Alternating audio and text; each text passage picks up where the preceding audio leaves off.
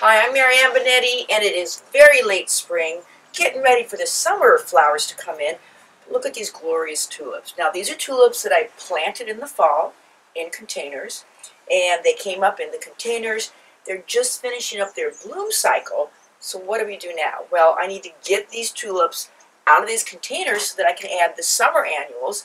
And you see on my front porch display here, I have some New Zealand impatiens. I have a euphorbia in a pot. I would just like to keep color on the front porch. So it's time to get rid of the tulips. First thing I'm going to do is I have a bucket to put in the spent flowers, but these tulips are called Angelique and they bloom in a cluster with several blooms. So what I'm going to do is the tulips that I think I can use for indoor use for an extra couple days, I'll put in a vase. But when I cut a tulip and the petals immediately fall off, it's going to go into the bucket to go right to the compost. So well, that might work. Now I'm cutting these tulips down to where the first leaf is because I want to leave as much foliage as possible, because if these tulips are left to yellow and die back naturally, they might just flower again next fall. But of course I have to take them out of these containers, carefully place them in a nice dry spot for the summer, and then replant them again in the fall. So it's a lot of work.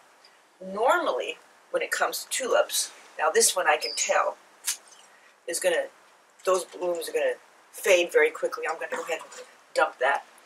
But normally, oh, this one too, let's see. The petals are curled, it's not going to last too long. I'm not going to bother doing that. The ones that last the longest, look at these, way down here. These little baby tulips. And again, I'm leaving as much foliage as possible just for the possibility that these tulips might come back next year. But this one is pretty dang faded. I can see the seed pod forming.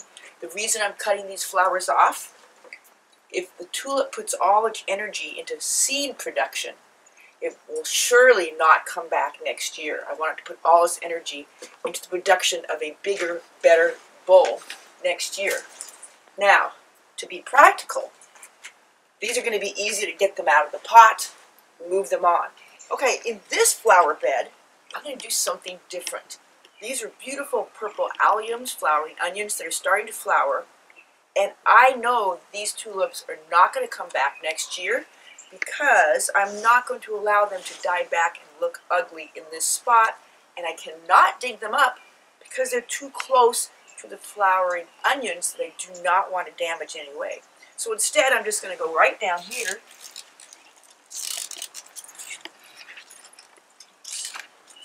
and cut the tulip off at ground level.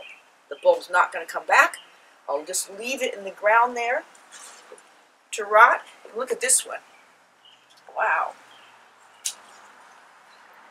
Because these dying, fading tulips are taking away from the beauty of this flowering onion. Now here's one more tip as we start to get down to this bed. You can see that the tulip stems, take these down, out, okay. Once I take out the tulips, you can see all these yellowing leaves of the flowering allium. But the alliums are different than the tulips.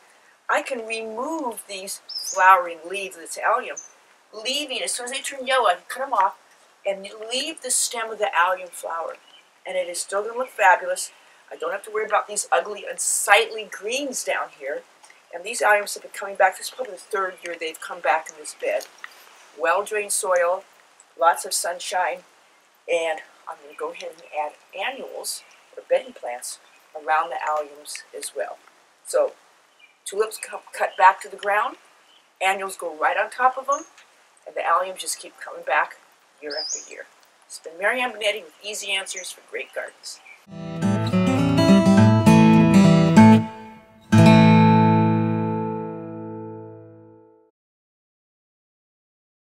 If you enjoyed these gardening tips, Subscribe to our channel so you can get updates on new videos and stay in the know about all things gardening. Click the red subscribe button below. See the description below for more information about how to connect with us on PlantersPlace.com, Facebook, and Instagram.